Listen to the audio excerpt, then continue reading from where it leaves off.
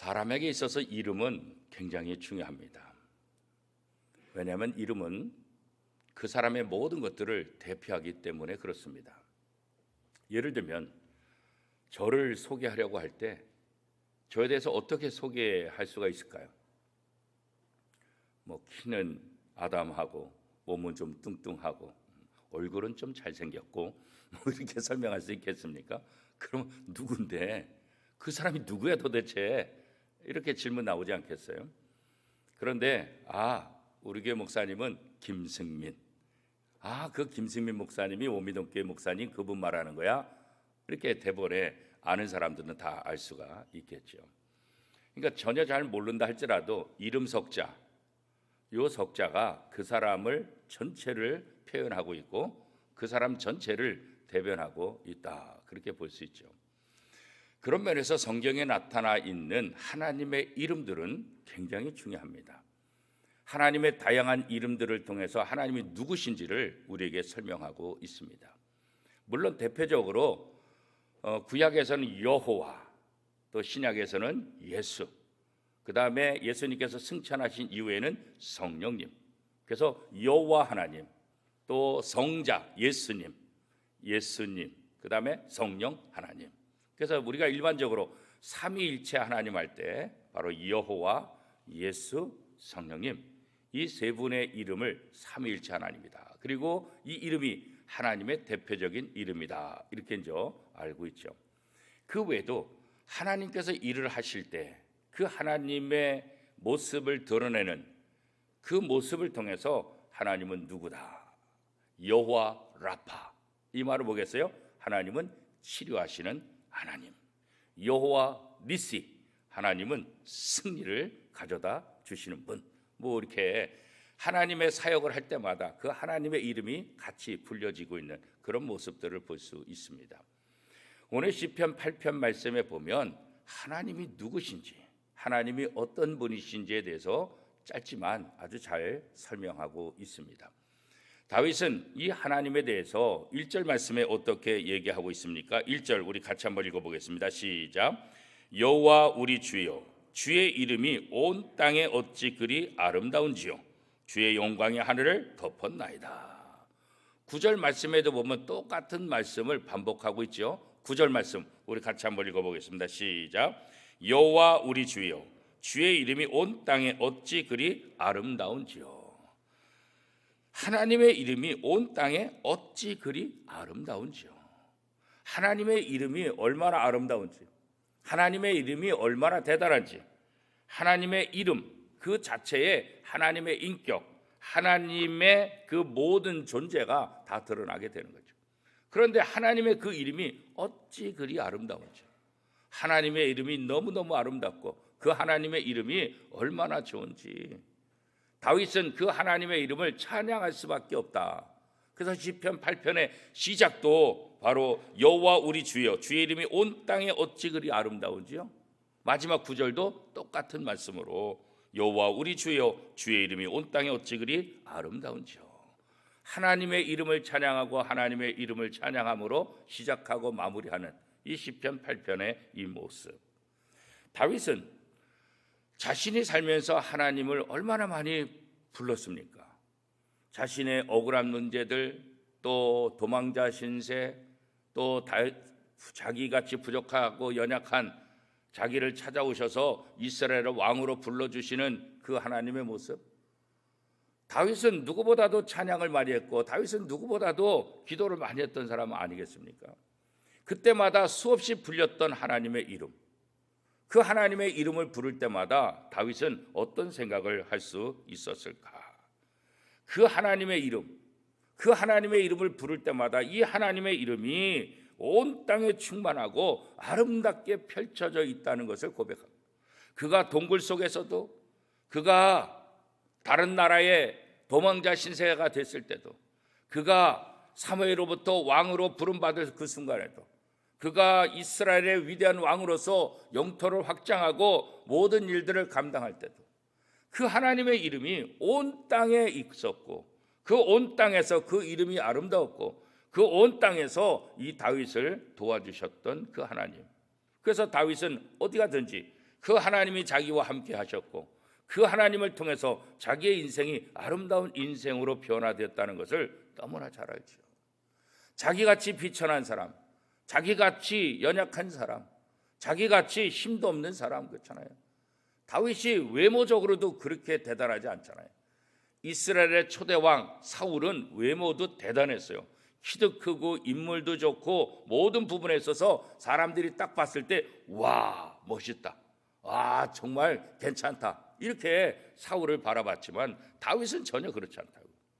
다윗은 외모도 작아 보이고 그가 어떤 실력이 있는 것도 아니고 다윗이 잘생겼다 그런 모습도 없어요. 다윗의 용모가 대단했다 그렇게 말한 적도 없어요. 다윗에 대해서는 별로 칭찬한 게 없다고요. 자기 아버지에게도 인정받지 못하고 자기 형제들에게 인정받지 못하고 그래서 가족들하고 함께 살지도 못하고 멀리 떨어져서 들에서 가족들과 떨어져서 양치는, 별 집안에서도 그렇게 천대받는 그런 존재들.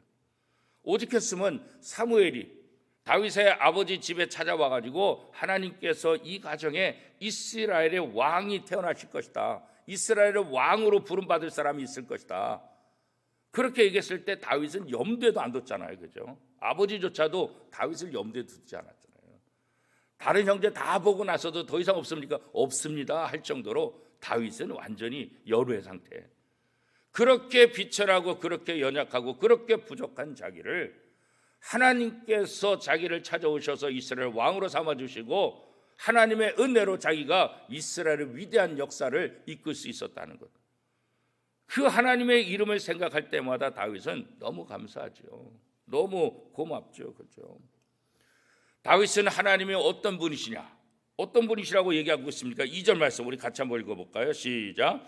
주의 대적으로 말미암아 어린 아이들과 젖먹이들의 입으로 권능을 세우시며 이는 원수들과 보복자들을 잠잠하게 하려 하심이니이다. 하나님 어떤 분이냐? 어린아이가 힘이 있어요 없어요? 힘이 없죠. 젖먹는 아이가 힘이 있어요? 무슨 힘이 있겠어요? 엄마 젖바는 힘밖에 없잖아요. 이 갓난아이들, 어린아이들은 아무런 힘이 없는 존재예요. 아무런 능력도 없는 그냥 정말 연약한 존재 아니겠어요? 그렇죠? 그런데 다윗은 하나님은 바로 이렇게 젖먹는 어린아이를 통해서도 하나님의 권능, 하나님의 능력들을 나타나게 하실 수 있는 분이다, 그런 거죠. 가장 연약한 아이, 부모의 도움 없이는 살 수 없는 아이, 말을 하겠어요? 말도 못해요. 그가 하는 건 뭐예요? 전부 다 입으로 엄마 젖을 빠는 것과 입으로 옹알옹알 거리는 것과 입으로 우는 것, 이거밖에 할 수 없는 거예요. 아무 말도 못해. 그런데 아무 말도 하지 못한 이 어린아이를 가지고 하나님께서 하나님의 능력을 나타내겠다. 어린아이는 말은 못하지만 그의 표정을 통해서, 그의 울음소리를 통해서, 그의 목소리를 통해서 다 의사 전달이 다 되잖아요. 그죠? 말은 아무 말도 할 수 없는데 그 울음소리 하나 갖고 엄마하고 다 의사소통하잖아요. 그죠? 이렇게 연약한 존재라 할지라도 하나님은 그에게 능력을 주고, 또 하나님은 맘만 먹으면 이런 어린아이를 통해서 여기 보니까 어떻게 말하고 있어요? 원수들과 보복자들을 잠잠하게 하신다잖아요. 아니 어른들도 감히 상대 못하는데, 힘 있는 사람들도 원수들 앞에서 꼼짝 못하는데 이렇게 말도 못하는 젖먹이 어린아이가 무슨 힘을 발휘하겠어요? 그런데 다윗은 그런 어린아이를 할지라도 하나님이 그 어린아이를 사용하시면 그 갓난아이, 젖먹는 아이를 통해서도 원수들과 모든 사람을 대적할 것이다. 왜 이런 고백을 했어요? 자기 모습을 보니까. 자기같이 연약하고 자기같이 부족하고 집안에서도 인정받지 못하고 집안에서도 열애당한 정말 못난 자기, 하나님은 그런 나를 선택하셔서 나를 통해서 이스라엘을 이끄시고 나를 통해서 나라를 확장하고, 우리나라의 진흥왕이 막 나라의 영토를 갖다 이렇게 확장해가지고 저기 어디에 중국 여기가 가면 그 영토 이렇게 확장된 거 그 기념비가 있잖아요. 광개토왕 그렇죠? 그런 것처럼 이 저기도 다윗도 이스라엘 역사 가운데 가장 영토를 다 확장시킨 그런 왕이죠. 그런 왕. 어떻게 자기가 자기 자신을 보더라도 연약한 존재고 정말 젖먹는 어린아이 같은 존재인데 하나님이 자기를 사용하시니까 이렇게 위대한 일을 하셨다. 결국 자신의 고백 속에서, 자신의 경험 속에서 하나님의 이름이 얼마나 대단한지, 그 대상이 중요한 것이 아니라 하나님이 그와 함께하기만 하면 그가 어린아이를 할지라도 원수들을 다 이길 수 있을 정도. 결국 누굴 높이는 거예요? 어린아이를 높이는 거예요? 아니, 하나님을 높이는 거예요. 자기 자신이 위대하고 지금 얘기하고 있는 거예요? 아니요. 어린아이같이 젖먹이같이 부족한 나를 사용하신 하나님, 그 하나님이 위대하고 그 하나님. 그래서 그 하나님의 이름이 온 땅에 어찌 그리 아름다워. 그 하나님의 이름이 온 세상에 그 권능으로 나타난 것이 얼마나 대단한지요. 그것을 노래하고 있는 거죠. 오늘 우리가 하나님의 이름의 그 의미를 안다고 한다면, 하나님의 나와 함께 하셔서 하나님이 나를 돕는 자 되신다는 걸 안다고 한다면 우리 입술을 통해서도 이렇게 다윗처럼 이런 고백이, 이런 찬양이 넘쳐나와야 되지 않겠습니까? 이런 고백을 통해서 다윗은 자기의 모습을 다시 한번 되돌아보는 거죠. 자기같이 연약한 자에게 이스라엘을 맡겨주신 하나님, 하나님은 오늘도 저와 여러분에게 예수 그리스도를 통한 죄사함의 용서를 우리에게 주시고 하나님의 자녀로 삼아주시고 하나님의 자녀된 우리가 하나님을 대신해서 이 땅의 모든 것들을 다스리시는 청지기로 불러주셨다는 것, 이게 얼마나 감사해요. 그 연약한 다윗이 어떻게 이스라엘의 왕이 될 수 있겠어요? 그것도 후대에 가장 아름답고 가장 멋진 왕으로, 지금도 이스라엘 백성들이 가장 위대한 왕으로 생각하는 다윗이 될 수 있었던 것, 그건 다윗의 탁월한 능력 때문이 아니잖아요. 철저히 하나님의 은혜죠. 그래서 4절 말씀에 보면 다윗이 어떻게 얘기하고 있어요? 사람이 무엇이기에, 사람이 무엇이기에, 그죠? 이 사람이 무엇이기에, 이 사람이라는 것 자체가 어떤 의미가 있어요? 연약하다는 거예요. 하나님 앞에 사람은 연약한 존재라는 거예요. 그리고 죄를 지어서 죽을 수밖에 없는 존재예요. 그런 연약하고 죽을 수밖에 없는 사람, 그 사람이 도대체 뭐이기에 하나님께서 이 사람을 이렇게 사용하시는가? 우리 4절 말씀 같이 한번 읽어보겠습니다. 시작. 사람이 무엇이기에 주께서 그를 생각하시며 인자가 무엇이기에 주께서 그를 돌보시나이까. 이렇게 연약하고 죄로 인해서 죽을 수밖에 없는 이 사람, 연약한 존재. 그런데 이 사람, 이 연약한 이 존재가 도대체 뭐길래 하나님이 그처럼 사랑하십니까? 하나님이 그처럼 돌보십니까? 그 하나님의 놀라운 사랑에 대해서 다윗이 사실 이해할 수 없죠. 우리가 호세아서를 보면 정말 이해할 수 없는 하나님의 사랑을 보잖아요. 그죠? 호세아 선지자를 거리의 여자 창녀 고멜과 결혼하게 하고, 결혼했음에도 불구하고 이 여자는 또 다른 남자를 만나러 계속해서 집을 나가고 다른 남자 사귀고, 그래도 하나님은 호세아에게 네 아내를 가서 데려와라, 네 아내를 데려와라. 호세아 입장에서는 도대체 이해할 수 없죠. 그런데 마치 그게 하나님의 사랑이라는 거죠. 하나님의 자녀로 택해주고 정말 죽을 수밖에 없는 죄인인데 하나님의 은혜로 하나님의 자녀를 만들어줘서 이제 하나님을 잘 섬기라고 했는데, 틈만 나면 또 바깥에 나가서 우상 숭배하고, 틈만 나가면 또 나가서 다른 짓 하고, 하나님의 호사에게 가서 데려와라 하는 것처럼 하나님께서 선지자를 보내시고 사도들을 보내시고 수많은 사람을 보내서 하나님께로 돌아오라, 하나님께로 돌아오라. 정말 이해할 수 없는, 그 고멜이 돌아온들 호세아에게 무슨 이익이 있겠어요? 그죠? 또 나가고 또 나가고. 죄인인 우리가 하나님 앞에 돌아와봤자 하나님에게 무슨 유익이 있겠어요? 좀 있으면 그 사람 잊어버리고 또 죄를 짓고 또 범죄하고 또 하나님을 원망하고 불평하고. 우리는 성경에 나타난 이스라엘 백성들의 전체 모습을 통해서 인간이 얼마나 추한지 너무나 잘 알잖아요. 하나님의 은혜, 하나님의 사랑을 그토록 받았음에도 불구하고 여전히 하나님을 배반하고 여전히 하나님을 떠나는, 하나님을 배신하는 이 연약한 이 인간들의 모습이잖아요. 그런데 하나님이 어쩌자고 이런 연약한 인간을 왜 이렇게 돌보시냐? 그건 우리가 잘나서가 아니죠. 우리가 괜찮아서가 아니죠. 우리 때문이 아니라 누구 때문이에요? 하나님 때문에. 하나님의 사랑 때문에. 하나님의 그 자비하심 때문에. 그 하나님의 사랑이 우리로 하여금 하나님의 사랑을 받게 한 것이지, 우리가 싹수가 있어서, 우리가 좀 가능성이 있어서, 우리가 뭔가 좀 변화되어서 아유 저 녀석 좀 한번 써먹을 수도 있겠다. 일도 없어. 일도 없어. 우리에게 가능성은 일도 없다고. 일도 없는 우리에게 하나님은 그저 베푸시는 거예요.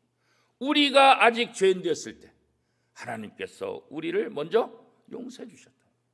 우리가 여전히 죄를 짓고 있는 그 상황 속에서도 우리에게 사랑을 베풀어 주시고 예수 그리스도를 보내주시고 그 사랑을 덧입어서 우리를 새롭게 해주셨다.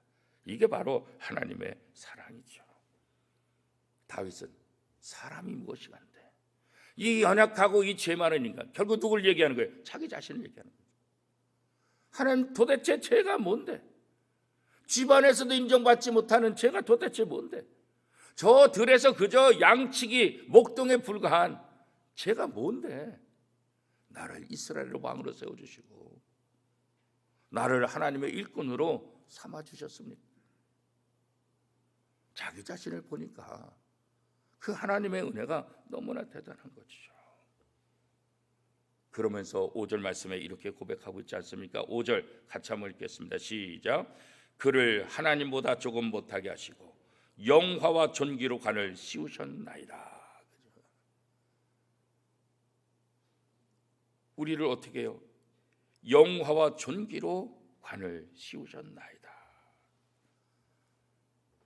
다윗에게 이스라엘 왕의 관을, 다윗에게 모든 사람들이 존경하고 찬양. 사울이 천천이면 다윗은 만만이다. 저 들에서 아무도 모르는 데서 오직 양과 살았던 이 다윗을 하나님께서 그에게 사무엘을 통해서 기름을 부으셔서 관을 씌우시니 모든 이스라엘 백성들이 다윗을 찬양하게 만들었다. 그 하나님을 찬양하고 그 하나님을 높이는 삶. 다윗은 그래서 하나님을 생각할 때마다 하나님의 은혜가 얼마나 대단한지 알죠. 왜? 자기 자신을 너무나 잘 아니까. 다윗이 왕으로 부름받은 이후에 왕으로 바로 등극하지도 못했잖아요. 왜? 사울의 시기심 때문에, 사울이 죽지 않기 때문에. 왕으로 기름 부름 받지는 못했지만 여전히 이 사울의 견제 속에서 얼마나 많은 고생을 해요. 얼마나 많은 도망자 신세. 나중에 왕이 돼서도 자기 아들이 압살롬이 배반하고 자기 부하들이 배반하고 쫓겨나는 그런 신세. 사울에게 쫓김당하고 아들에게 쫓김당하고 신하들에게 쫓김당하는 신세.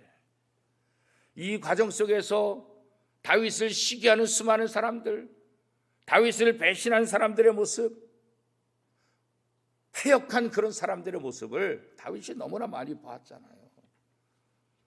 아마 다윗이 지나간 세월들을 보면서 자기 앞에서 있던 사람들의 그 다양한 모습들, 그죠?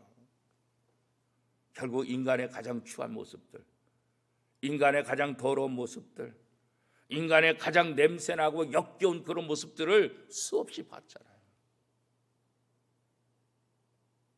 시기 질투하는 사람들의 모습을 통해서, 배신하는 아들과 배신하는 그 신하들의 모습 속에서, 다양한 군중들의 그 모습 속에서 인간이 얼마나 더럽고 인간이 얼마나 치사하고 인간이 얼마나 역겨운 존재인가 너무나 다 잘 알잖아요. 그렇죠? 그런데 그런 역겨운 인간들을 바라보면서 인간의 더러운 모습을 바라보는 것이 아니라 그 상황 속에서도 하나님이 세상을 창조하시고 보시기에 심히 좋았더라. 하나님께서 사람을 하나님의 형상대로 지으셨다는 그것을 기억하는 거죠. 내가 세상에 살면서 내가 보았던 역겨운 인간들의 모습이 아니라 그 모습을 통해서 인간을 저주하고 인간에 대한 혐오를 갖는 것이 아니라 하나님이 처음 사람 아담을 창조하실 때 하나님의 형상대로 창조하셨다는 그 아름다운 그 모습을 그 모습을 바라보는 거죠. 그리고 그것을 가지고 하나님을 찬양하는 거예요. 자신이 경험했던 사람들을 바라보면 어떻게 하나님을 찬양하겠어요? 하나님, 이 인간들이 하나님의 형상대로 지음받은 사람입니까? 하나님이 이 인간들이 하나님의 모습을 어떻게 드러내겠습니까? 저주하고 원망할 수밖에 없지. 그러나 자기의 눈앞에 보여졌던 사람들이 아니라 하나님이 처음 창조하신 사람, 하나님의 형상대로 지음받은 그 사람의 모습을 기억하고 하나님을 찬양하고 하나님을 높이고 있는 모습들이죠. 그 하나님이 이 세상을 어떻게 창조하셨는데, 3절 말씀 우리 같이 한번 읽어보겠습니다. 3절의 시작. 주의 손가락으로 만드신 주의 하늘과 주께서 베풀어 두신 달과 별들을 내가 보니, 하나님이 이 세상의 온 우주 만물을 다 주의 손가락으로 만드신 거죠. 결국 뭐예요? 하나님이 창조하셨다는 것을 이야기하고 있는 거죠. 6절에는 어떻게 설명하고 있습니까? 6절이요. 같이 읽겠습니다. 시작. 주의 손으로 만드신 것을 다스리게 하시고 만물을 그의 발 아래 두셨으니.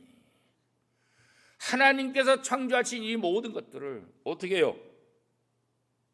다스리게 하시고. 누구에게? 아담에게 다스리게 했잖아요.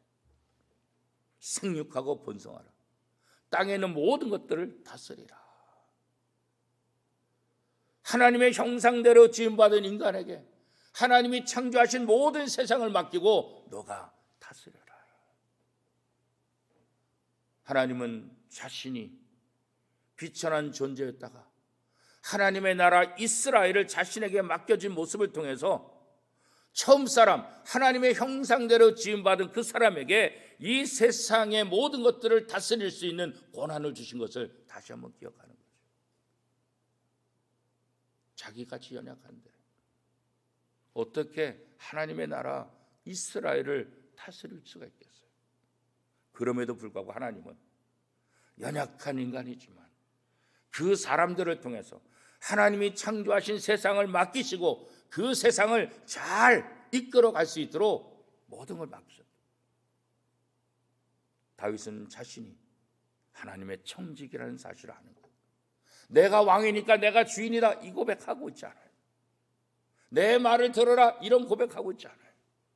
하나님을 높이고 하나님을 찬양하고 자신은 온전히 단지 하나님의 청지기에 불과하다. 오늘 우리에게도 사명입니다. 하나님은 첫사람 아담에게 하나님의 형상대로 지음받게 하고 세상을 다스릴 권한을 주신 것처럼 하나님은 비천한 사람, 연약한 존재 다윗을 선택해서 이스라엘을 다스리게 하신 것처럼 하나님은 오늘 저와 여러분을 통해서 우리가 살고 있는 이 땅에서 우리에게 사명이 있다는 것을 다시 한번 알려주는 거죠. 2022년도 우리가 부족하고 연약하지만 이 2022년도를 통해서 하나님께서 내게 주신 사명이 뭘까? 다윗은 이스라엘의 왕으로 부름받아서 이스라엘을 하나님이 기뻐하는 나라로 만드는 그런 책임을 맡았다고 한다면 오늘 나는 어떤 책임을 맡았을까? 담임 목사로서, 또 원미동교회 목사로서, 원미동교회 장로로서, 원미동교회 안수집사 권사로서, 집사로서, 원미동교회 성도로서, 찬양대로서, 교회학교 교사로서, 부역장으로, 남선교회 여전대 회장으로 하나님이 2022년도 내게 맡겨주신 이 사명, 이게 뭘까? 내가 잘나서 맡겨주셨을까? 원미동께서 너밖에 없어, 너가 가장 뛰어나, 이래서 내게 맡겨주셨을까?